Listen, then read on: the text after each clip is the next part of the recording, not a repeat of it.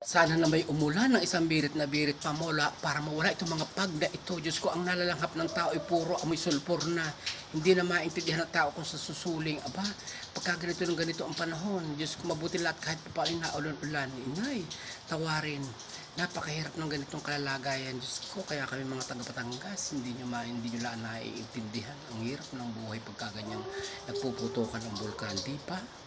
Ay, grabe na talaga nangyayari dito sa umaswat na naman.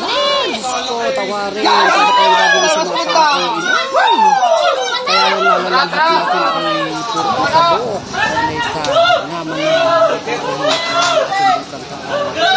kaya tayo magsipag-suot ng mask. Talaga namang grabe na ito.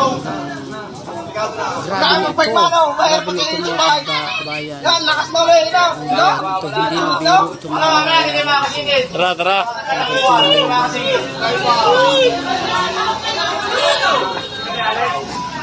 init na ang panahon. Butin lahat na ulan-ulan kahit pa